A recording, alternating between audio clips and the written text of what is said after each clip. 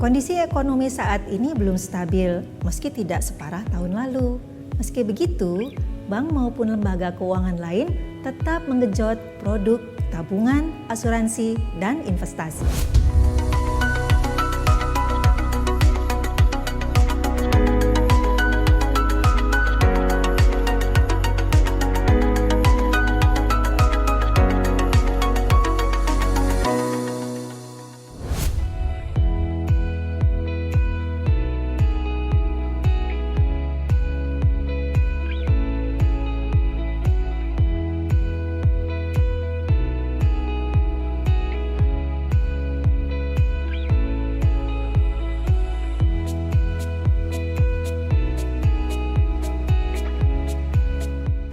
Hingga saat ini, masih ada masyarakat yang kurang memahami bedanya tabungan, investasi, dan asuransi. Tanpa sadar, mereka kerap melakukan kesalahan dalam membuat perencanaan keuangan. Masyarakat umumnya mengambil produk keuangan kombinasi seperti tabungan yang dilengkapi manfaat asuransi. Jadi dapat dua manfaat sekaligus. Ada juga yang ditambah manfaat investasi.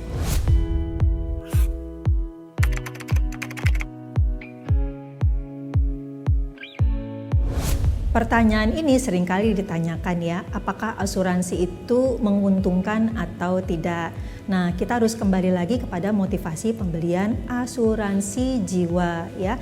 Pada dasarnya dia untuk mengcover risiko kematian yang terjadi pada seorang pencari nafkah.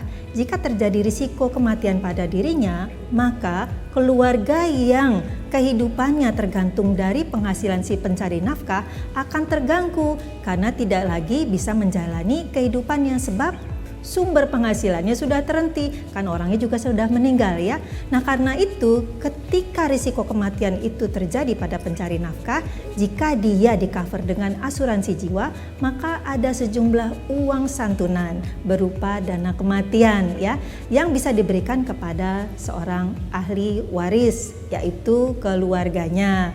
Nah dengan demikian keluarga yang ditinggalkan dapat menjalankan hidupnya kembali dengan modal dari asuransi tadi atau dari dana santunan kematian itu tadi. Nah, apakah itu kemudian dapat dikategorikan untung? Sebenarnya tidak ada seseorang pun yang ingin musibah terjadi, bukan? Nah, karena itu motivasi pembelian asuransi sebenarnya untuk mengcover risiko, bukan mendapatkan keuntungan ya. Walaupun demikian saat ini memang ada produk asuransi yang digabung kombinasi antara mengcover risiko dengan mendapatkan keuntungan investasi. Meskipun demikian, kita mesti kembali kepada motivasi awalnya atau tujuan pembelian asuransi sebenarnya, yaitu bahwa asuransi jiwa pada dasarnya dibeli untuk mengcover risiko kematian, bukan mendapatkan keuntungan.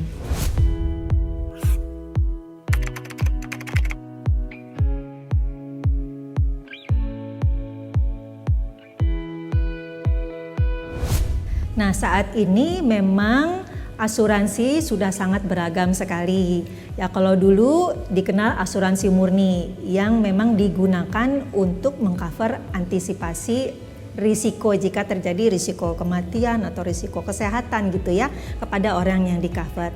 Namun ternyata masyarakat membutuhkan suatu produk di mana ketika dia mengumpulkan uang maka dia ingin uangnya tersebut juga ikut berkembang ya. Sementara produk asuransi yang murni tidak bisa memberikan hal itu.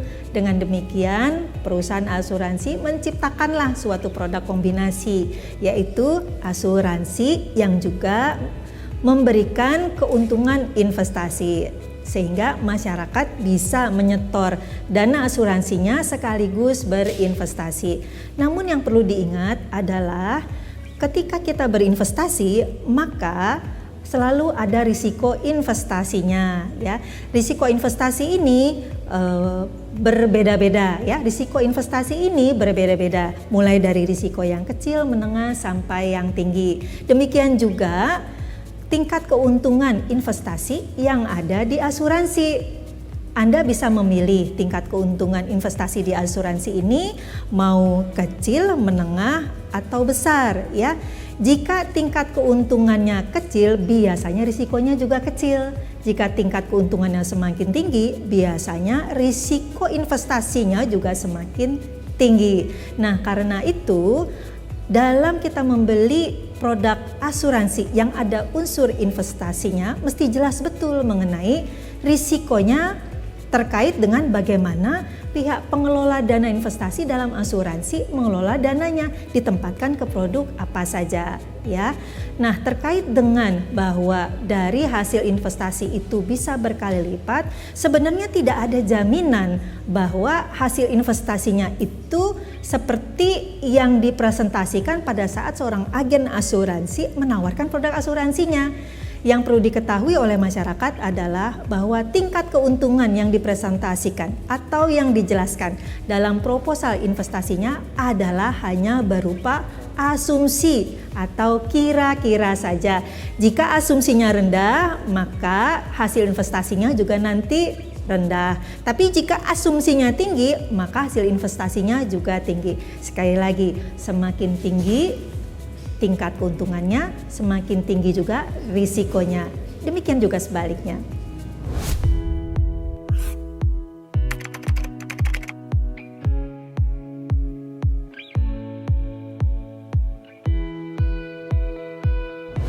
Dalam perencanaan keuangan, ketika kita menabung itu harus ada tujuannya. Jadi bukan karena hadiah loh ya. Tujuan keuangan ini contohnya adalah mempersiapkan dana pendidikan anak, mempersiapkan dana pensiun untuk hari tua, mempersiapkan dana uang muka untuk pembelian rumah. Nah, produk tabungan dapat digunakan untuk kita menyimpan dalam jangka waktu tertentu sampai tujuan keuangan tersebut ingin kita wujudkan atau ingin kita bayar. Dengan demikian, menabung sebaiknya berdasarkan tujuan masa depan yang harus kita siapkan sejak sekarang, bukan karena hadiah.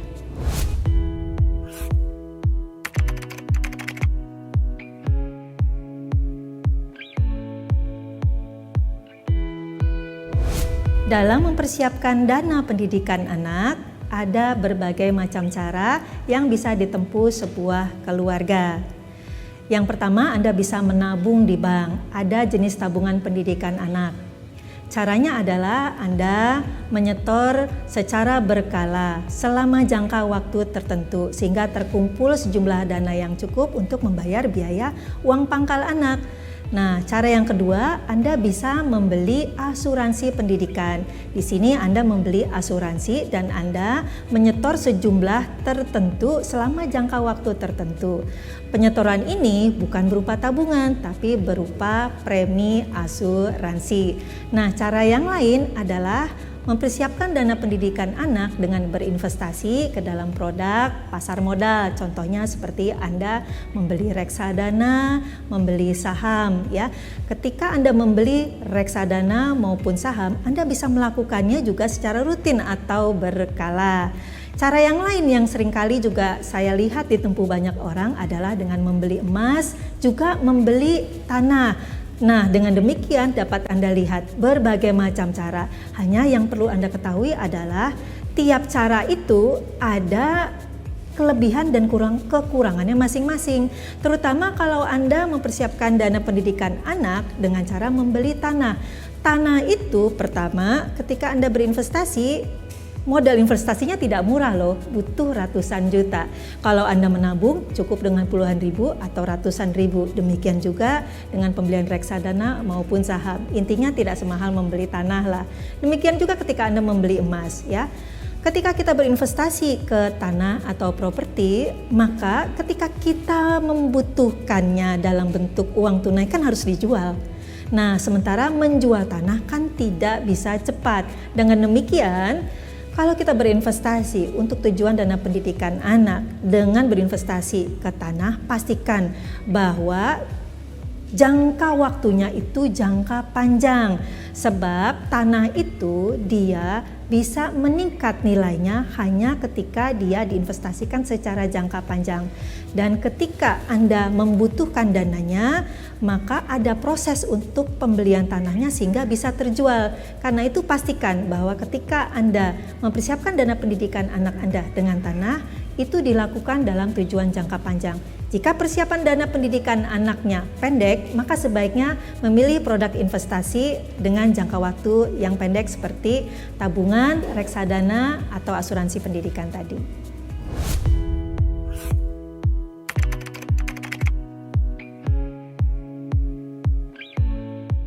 Asuransi pendidikan atau tabungan pendidikan adalah dua produk investasi yang dapat dipilih oleh orang tua dalam mempersiapkan dana pendidikan anaknya. Bedanya kalau asuransi pendidikan tentunya dia diterbitkan atau dikeluarkan oleh perusahaan asuransi, sehingga dalam hal ini orang tua membeli asuransi dari perusahaan asuransi. Orang tua membayar sejumlah setoran tertentu ya secara berkala yang disebut dengan premi asuransi. Asuransi pendidikan ini pada dasarnya adalah asuransi jiwa, dan di asuransi jiwa ini juga dia memberikan manfaat tabungan. Dengan demikian ketika orang tua perlu membayar biaya uang pangkal sekolah anak atau uang pangkal kuliah anak, maka asuransi yang ada unsur tabungan pendidikannya ini dapat dicairkan ya. Nah, di dalam asuransi ini juga sudah tercover risiko kematian dari orang tua yang di cover jiwanya, sehingga ketika terjadi risiko kematian pada orang tua, maka dana pendidikan anak tetap aman, sehingga rencana pendidikan anak Anda tetap berjalan. Yang paling menguntungkan dari asuransi pendidikan anak ini adalah jika terjadi risiko kematian pada orang tua, maka setoran asuransinya dapat diteruskan oleh pihak perusahaan asuransi, dengan demikian memastikan bahwa ahli waris yaitu anak Anda sebagai penerima dana pendidikannya dapat membayar biaya pendidikannya walaupun orang tuanya sudah tiada. Berbeda dengan tabungan, orang tua membeli tabungan pendidikan tentunya dari bank yang menerbitkan. Orang tua membayar sejumlah tertentu yang disebut setoran dana pendidikan secara berkala. Nah, di dalam tabungan pendidikan biasanya ditambahkan keuntungan berupa asuransi atau fasilitas tambahan lah ya. Dengan demikian ketika kita membeli tabungan pendidikan sebenarnya juga sudah ada tambahan asuransi jiwanya. Hanya bedanya asuransi di tabungan pendidikan dengan asuransi di asuransi pendidikan kemungkinan besarannya tidak sama.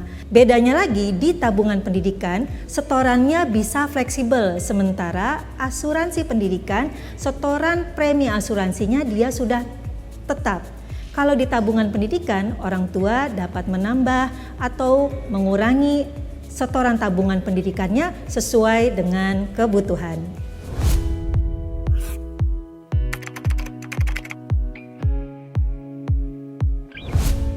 Ketika kita memilih produk investasi, baik saham, deposito, maupun tabungan berjangka, sebaiknya memang kita memahami terlebih dahulu kelebihan kekurangannya atau dalam hal ini karakternya masing-masing. Ketiga produk investasi ini memiliki karakter yang berbeda. Tabungan berjangka dan deposito adalah sebuah produk investasi atau produk simpanan yang memberikan keuntungan berupa bunga. Bunga ini bisa Anda dapatkan secara berkala. Jadi ketika Anda menyimpan dana Anda pada tabungan berjangka atau deposito, Anda sudah pasti akan mendapatkan keuntungan berupa pendapatan hasil investasi berupa bunga tadi secara berkala selama Anda menyimpan dana Anda di tabungan berjangka atau deposito tersebut ya. Sementara ketika Anda membeli saham ya, keuntungan Anda bukan berupa pendapatan hasil investasi berupa bunga, tetapi berupa kenaikan harga jual dari sahamnya.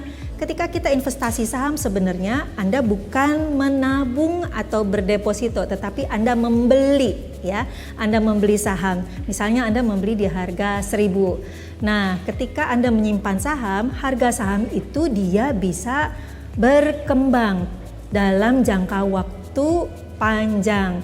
Nah, di dalam jangka waktu panjang ini harga saham dia bisa naik turun. Bisa dari harga 1.000 ketika Anda beli naik jadi 1.500, 2.000, 2.500, bisa turun lagi menjadi 2.400 dan begitu seterusnya tergantung dari kinerja perusahaan yang menerbitkan saham. Ketika Anda menyimpan saham dalam jangka panjang, bisa jadi pertumbuhannya berlipat ganda daripada ketika Anda beli pertama kali. Dengan demikian, semakin lama Anda menyimpan saham, sebenarnya semakin berlipat ganda juga keuntungannya. Nah, karena itu Anda bisa membedakan bahwa ketika Anda menabung di dalam tabungan berjangka atau deposito dan mendapatkan keuntungan yang pasti, sebenarnya risikonya menjadi lebih kecil. Tetapi kalau Anda perhatikan, tabungan berjangka maupun deposito keuntungannya juga kecil. Sekali lagi, risikonya jadi kecil ya. Sementara ketika kita investasi saham, risikonya juga menjadi lebih tinggi. Tetapi jika kita simpan dalam jangka panjang, risiko yang tinggi tadi juga sebanding dengan pertumbuhan harga sahamnya yang juga bisa berlipat ganda. Jadi sekali lagi tergantung sekarang kepada tujuan investasi Anda.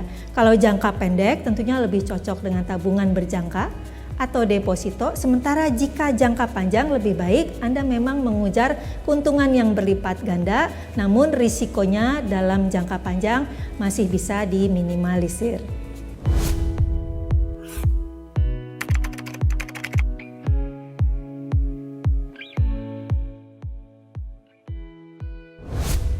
Robot trading sebenarnya sebuah layanan yang secara otomatis dia menempatkan dana investasi kita ke dalam berbagai produk investasi sesuai dengan profil risiko kita. Nah, profil risiko kita sebagai investor tentunya ya. Nah, ketika kita menjadi nasabah dari robot trading atau kita menggunakan layanan robot trading, pada awalnya kita dievaluasi terlebih dahulu. Kita sebagai investor ini termasuk kategori investor dengan risiko rendah, menengah, atau sedang. Sehingga pemilihan dari produk investasi yang akan dialokasikan itu akan disesuaikan dengan profil risiko investasi kita itu tadi. Dengan demikian keuntungannya di sini adalah Anda menyerahkan sebenarnya pengelolaan dana investasi Anda kepada ahlinya ya. Jadi Anda seperti memiliki manajer keuangan atau manajer investasi sendiri secara pribadi, yaitu berupa aplikasi robot trading tadi. Nah, aplikasi robot trading ini bekerja loh 24 jam untuk Anda ya. Tentu saja pastinya sesuai dengan buka tutupnya pasar investasi di mana dana Anda diinvestasikan. Karena itu tidak heran memang dengan konsistensi tersebut ya keuntungannya memang bisa lebih stabil atau lebih konsisten. Dari sisi konsistensinya saja, robot trading yang bekerja 24 jam tadi bisa jadi memang dia lebih konsisten dibandingkan manusia seperti kita. Karena itu memang tidak mengherankan jika keuntungannya bisa lebih berlipat ganda. Nah, walaupun demikian, ada baiknya ya Anda evaluasi secara berkala performance atau kinerja dari robot trading tadi, bagaimana dia mengelola dana investasi Anda dibandingkan jika seorang manajer investasi atau Anda sendiri yang mengelolanya. Sehingga dari waktu ke waktu Anda bisa melihat seberapa tingkat keuntungan yang diberikan oleh robot trading dalam mengelola investasi Anda.